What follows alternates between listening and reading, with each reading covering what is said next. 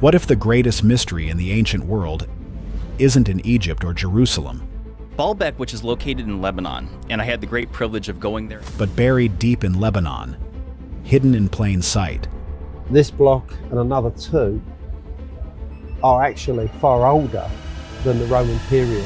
Beneath a forgotten temple lie massive stone blocks no human could ever build, cut with impossible precision and weighing over 1,000 tons each. Like, what is the weight of that? What's the overall weight? that's 1.7 million pounds. No crane today could lift them, yet they've stood for thousands of years without shifting an inch. Historians stay quiet, engineers are baffled, and the deeper you dig, the stranger it gets. In this video, we're uncovering Lebanon's greatest mystery, a construction so advanced, it threatens to rewrite everything we thought we knew about the ancient world. A city built for gods. Tucked in the Bekaa Valley of Lebanon lies a place that doesn't look real at first glance. Massive stone columns reach into the sky, remnants of a temple complex so grand that ancient Roman emperors themselves stood in awe of it. This is Baalbek. But while the towering ruins grab most of the attention, the real story hides beneath them, in the stone platform that defies logic and time. For centuries, Baalbek has been described as a Roman city. That's partially true. Around 60 BC, the Romans began building here, turning it into a major hub of worship centered around their god Jupiter. They constructed a massive temple, the largest they ever built to any deity, right here in this remote Lebanese valley. But the strange part is what they built it on top of. The base of the Temple of Jupiter is not just another set of Roman foundations. It's made of stones so large that they shouldn't exist in any known construction record from the ancient world. Long before the columns were erected, before the ornate carvings and grand staircases, these enormous stones were already there, stacked in perfect alignment. Some say the Romans placed them. Others aren't so sure. The largest three stones at the site are known as the Trilithon. Weighing between 800 and 1,000 tons each, they sit more than 20 feet above ground level. And they're not lying in a quarry or abandoned mid-transport. They're part of the very foundation of the temple, fitted so tightly that not even a knife blade can slide between them. No crane today could easily lift them. No fleet of trucks could deliver them. And yet they were moved and positioned in an age supposedly limited to ropes, pulleys, and muscle. Archaeologists agree that something about Baalbek doesn't add up. Yes, the Romans were master builders. Yes, they were capable of feats we still admire today. But even they had limits, and the stones at Baalbek might be one of those limits. You can stand at the base of the temple, look up at these stones, and ask yourself how anyone, even with enough manpower, could have lifted and perfectly placed them. It's a question that historians still debate. Some say it was clever use of levers and sand ramps. Others argue for the possibility of long-lost techniques. But there are no records, no ancient manuals, no explanations carved into stone. It's as if whoever built the platform didn't want to be remembered, or had already disappeared before the Romans ever arrived. And here's where things start to take a turn, because Baalbek wasn't always called that. Before the Romans, it was known as Heliopolis, City of the Sun. And even earlier than that, its name and origin vanish into obscurity. The Phoenicians likely knew it. Some say it dates back to the time of the Canaanites, but nothing definitive survives. Local legends speak of giants who once walked the earth, of watchers from the skies, of a site so sacred and ancient that even the Romans were simply latecomers. It's easy to dismiss these as myths, until you stand before the stones. Then, the myths start to sound like clues. Why would a place this difficult to build on be chosen as the site for the largest Roman temple ever made? Why not somewhere easier? Why build at all, unless something was already there? Something so awe-inspiring that it demanded attention. The first mystery of Baalbek isn't who built the temple. It's why this site was chosen in the first place. And the answer might lie buried beneath the very foundation, waiting to be unearthed. Because what's hidden in plain sight isn't just an ancient city. It may be a forgotten chapter of human or pre-human history. The stones that shouldn't exist. At first glance, the Trilithon looks like an illusion. 3 massive stone blocks stacked perfectly side by side, each one larger than anything found in the Egyptian pyramids or Stonehenge. They don't look like something that was built. They look like something left behind. But they weren't dumped randomly or broken off from a cliff. These stones were carved, shaped, and placed with surgical precision. Each of the Trilithon stones is estimated to weigh over 800 tons. That's the equivalent of more than 130 African elephants. Their dimensions make them almost impossible to transport, let alone raise and align on top of a multi-layered platform. And yet, here they are, embedded in the temple base, untouched by earthquakes and erosion, perfectly leveled after 2,000 years. Local archaeologist is giving us a tour of the site, but he is a firm believer that this is simply a Roman block that they didn't. Experts have tried to reverse engineer how it could have been done. Theories range from sand ramps to thousands of workers dragging the stones with ropes. But there's a problem. No known Roman construction site has ever demonstrated anything remotely similar. There are no diagrams, no inscriptions, and no matching tools left behind. The Romans, for all their brilliance, never bragged about Baalbek's stones. That silence is deafening. This mystery deepens when we move a few hundred meters from the temple itself. In the ancient quarry that supplied the site, we find the so-called Stone of the Pregnant Woman, an even larger monolith that was never moved. It weighs around 1,000 tons and it's still attached to the bedrock. What's more disturbing is that recent excavations have uncovered an even bigger stone just beneath it, partially buried. Early estimates put that one at over 1,200 tons. That's heavier than a fully loaded Boeing 747. Why would someone carve stones so large if they had no means of moving them? Were these trial runs? Or did the builders once have the knowledge and tools to relocate them? Tools we no longer understand? The alignment of the stones also raises questions. They weren't just dropped into place. They were fitted so precisely that the joins between them are nearly invisible. There's no mortar, no filler, and yet the platform remains level. Engineers have noted that even modern concrete foundations shift and crack over time. But these stones haven't budged. That's not luck, that's design. Some argue that ancient workers could have used ball bearings, wood rollers, or sand pits to maneuver the stones. But again, there is no evidence of such systems at Baalbek, and even if they had been used, the manpower alone required to drag a 1,000-ton block uphill would have been enormous. Hundreds of men per block, all perfectly synchronized, over terrain that would need to be flattened and reinforced every step of the way. So far, no one has found roads or infrastructure capable of supporting such a move. It's like the builders focused only on the stones themselves and left no trace of how they moved them. Or perhaps the traces have been erased by time, or by something else. There's also a strange inconsistency in the construction. The Roman stones that make up the temple structure above the platform are small by comparison. They're elegant, yes, but far more manageable in size. It's as if two different civilizations worked on the same site, one concerned with grandeur and scale, and another with detail and decoration. One knew how to move the unmovable, the other didn't try. This leads to an uncomfortable question. If the trilithon and the larger stones in the quarry predate the Romans, who built them? And how? Because everything we know about ancient engineering tells us they shouldn't exist. And yet, there they are, anchored in stone, silent, and waiting for someone to finally ask the right question. Quarry of Secrets. Just beyond the temple complex, hidden behind overgrown paths and half-forgotten trails, lies the place where the mystery deepens.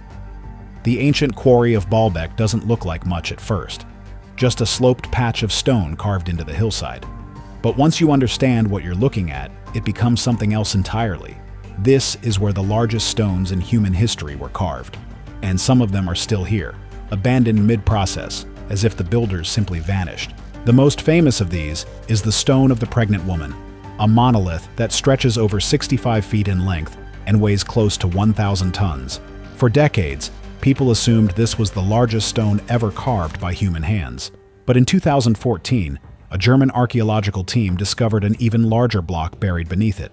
This one is estimated to weigh up to 1,200 tons. A few years later, yet another giant was identified, bringing the total to 3 massive, unfinished stones resting in the same quarry, each one bigger than the last. Why were they abandoned? Did something go wrong during extraction? Or did the builders realize they had reached the limits of what could be moved? Those are the traditional questions. But what if the truth is more complicated, something we're still not ready to understand? These stones were not chiseled randomly. The cuts are precise, the shape's rectangular, the corners crisp. They weren't left behind as rejects. They were being prepared.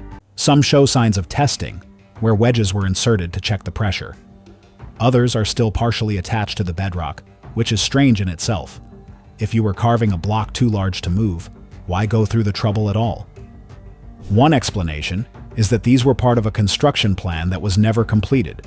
Another is that these stones were meant to serve a symbolic or energetic purpose rather than a practical one. That's where speculation begins to drift into unfamiliar territory. Some researchers have pointed out that Baalbek sits on a seismic fault line, and that the stones may have been placed to absorb vibration or act as stabilizers. Others believe the quarry stones could have been part of a lost architectural language, one we no longer understand. The quarry also raises another issue: distance and elevation. The temple platform is higher than the quarry, meaning any stone moved from the pit had to be transported uphill. That rules out gravity-assisted transport and makes the logistics even more baffling. There's no evidence of roads, no visible path wide or smooth enough to handle 1,000-ton stone. And yet the trilithon blocks made the journey. Somehow. No one has found any ancient cranes capable of lifting even a fraction of that weight. And sled-based transport would have required wooden platforms reinforced by metal, which haven't been found. Some modern engineers suggest a rolling system using wooden logs or round stones. But that too would demand a level of ground preparation that leaves scars. Baalbek's terrain shows no such signs. It's almost as if the stones were never really moved at all, or at least not in the way we expect. Some researchers believe the quarry itself was a symbolic site, part of a larger ritual or energy-based system. Others hint at ancient knowledge now lost, a method of manipulation, sound, magnetism, or resonance that made the impossible possible. None of this has been proven, but none of it has been disproven either. What's clear is this: the quarry doesn't just hold forgotten stones. It holds a forgotten process, a snapshot of something that was once in motion, then suddenly stopped. And the more we look, the more it seems that whoever began carving these stones wasn't working with guesswork. They had a plan, a system, and maybe even a purpose we've yet to comprehend. Because whatever they were building, whatever force or reason drove them to shape the earth like this, it wasn't random, it was deliberate, and it's still waiting to be decoded. Temple Mount versus Baalbek. When people think of ancient marvels, the Temple Mount in Jerusalem is often near the top of the list. Built during the reign of Herod the Great in the 1st century BC, it remains one of the largest and most impressive religious platforms in the world. One stone in its western retaining wall, hidden from public view, has long stunned engineers. It measures about 44 feet long, 9 feet wide, and 14 feet tall, weighing an estimated 570 tons. That's the largest stone known to have been used in any structure in Jerusalem. It's an architectural wonder, but in Baalbek, Lebanon, that would be considered small. This is where comparisons get uncomfortable, because while the Temple Mount stone pushes the boundary of what's physically possible using ancient tools and manpower, the stones at Baalbek cross it completely. Some of Baalbek's blocks, like those in the trilithon and the ones still resting in the quarry, are nearly triple that weight, and there's no clear record of how they got there or who originally moved them. Both sites are ancient, both are sacred, but only one contains stones that mainstream history cannot reasonably explain. The Temple Mount at least has documentation. Roman sources describe the reign of Herod, his extensive building campaigns, and his use of thousands of skilled workers. There's evidence of quarries, ramps, and construction methods. Baalbek doesn't offer the same comfort. The Roman structures above the platform are well documented, yes, but when it comes to the foundation, those blocks that defy physics, there's silence. No Roman text describes how the trilithon was laid. No surviving plans explain their purpose. And yet, the similarities between the two sites are hard to ignore. Both site on ancient religious ground. Both were seen as places where heaven met earth. Both were expanded by the Romans, but both also appear to rest on something much older. In the case of Baalbek, this underlying layer is what transforms it from a Roman ruin into something far stranger. Some archaeologists believe that the massive stones at Baalbek were already in place long before the Romans arrived. They argue that the Romans, recognizing the power of the site, simply built on top of what was already there. That would explain the size mismatch between the lower stones and the rest of the temple. It would also explain the absence of construction records. But if that's true, then who placed those stones? And how? It's easy to say the Romans did it, because that keeps everything neat and historical. But no Roman building project anywhere else on Earth comes close to what we see in Baalbek's foundation. Not even the Colosseum or the aqueducts. And certainly not the Temple Mount. Even more strange, why has Baalbek never received the same level of international attention as the Temple Mount or the Great Pyramid? Why is it left out of most mainstream discussions on ancient engineering? Some believe it's because the site doesn't fit. It can't be easily categorized. It breaks the model. And so we're left with a troubling comparison. In Jerusalem, we see what humans can achieve with vision, labor, and time. In Lebanon, we see something else. Something that suggests either a forgotten chapter of human history or a level of engineering that shouldn't have existed in the ancient world.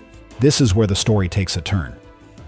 Because once you look past the Roman ruins, the temple columns, and the carvings, you're left with something that has no clear builder, no defined purpose, and no credible explanation. And that leads us to Lebanon's greatest mystery, the one we're still trying to solve. It's not just about big stones. It's about the limits of human knowledge, about whether we've really discovered everything there is to know about our past. Because what lies at the base of Baalbek challenges that belief. And it does so with silence, weight, and perfect, impossible alignment. Lebanon's greatest mystery. There comes a moment when even the most logical explanations collapse under their own weight. That moment arrives when you stand at the edge of Baalbek's foundation and stare into the impossibility of it all. The stones are real. They're not myths.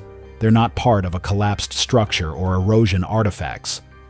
They are carved, placed, and aligned monoliths, forming the base of a temple complex in the heart of Lebanon. And here's the unsettling truth.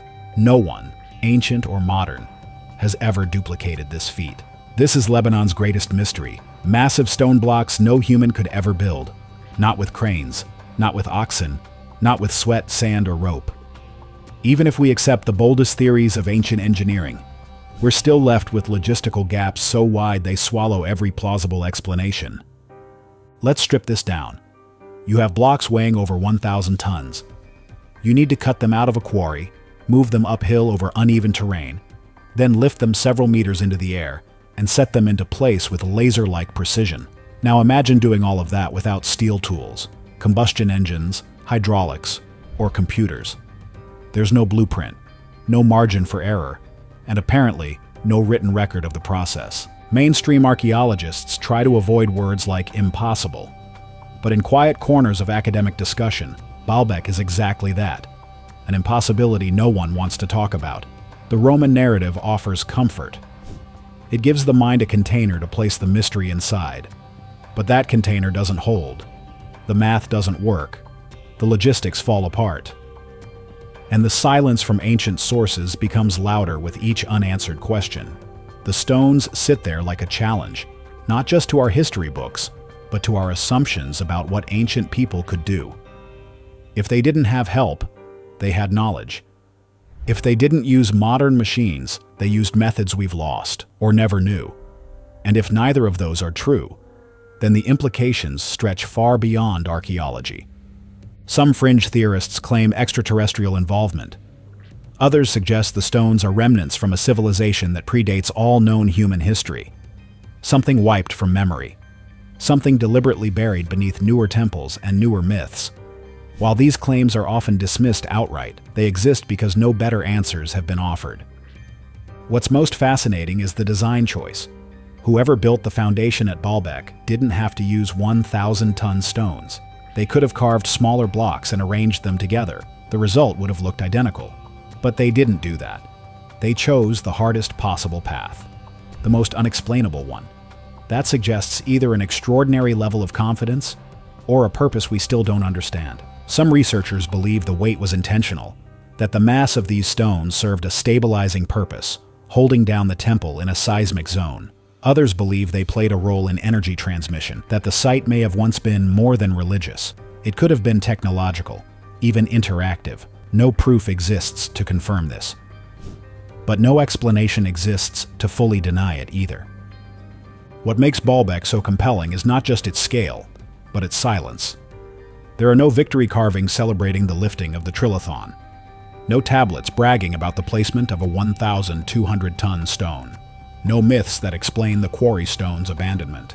It's as if the builders didn't think it was a big deal, or didn't expect anyone to ask. And maybe that's the point. Maybe Baalbek wasn't made to be understood. Maybe it was made to endure, to whisper through the ages, to force us to question the neat narrative of human progress. Because when you stand before those stones and realize the full weight of what you're looking at, one thought refuses to leave your mind. No human could ever build this. And yet, someone did. Or something did. And that's what keeps this mystery alive. What else are we missing? Baalbek doesn't just challenge our understanding of the past, it dares us to admit what we still don't know. For centuries, people walked through these ruins without asking too many questions. The towering columns and Roman carvings gave visitors something familiar to admire. But now, with modern eyes and better tools, we're starting to notice what doesn't fit. And that's where the real story begins. The platform stones weren't placed for show. They're not decorative. They're foundational, hidden beneath the surface like a buried warning. Most visitors don't even realize they're standing above a mystery that refuses to be solved. Historians avoid the topic. Archaeologists debate in circles. Engineers shrug. Meanwhile, the stones stay silent. No modern construction project has attempted to replicate what Baalbek's unknown builders achieved. Not because we can't, but because the cost, effort, and risk would be astronomical. Which raises another question. What drove ancient people to even try? Maybe Baalbek is a glitch in history, a leftover piece of a forgotten civilization, a message carved into the earth by people or forces who didn't expect to be remembered. Or maybe we're looking at it the wrong way. Maybe the stones weren't built for worship, but as a signal, a marker, a test. All across the world, we find clues that suggest our history is incomplete. From underground cities in Turkey to precision-cut ruins in Peru, there's a pattern. Structures that don't fit the timeline. Techniques we can't reverse engineer. Cultures that appear out of nowhere, fully formed. Baalbek belongs in that list. Or perhaps at the top of it. And so, the question remains. What else are we missing? What other truths lie buried beneath centuries of dust, reshaped to fit a cleaner version of history? Because if these stones could speak, they wouldn't tell us how they were built. They'd ask why we stopped listening in the first place. What's your theory? Let us know in the comments.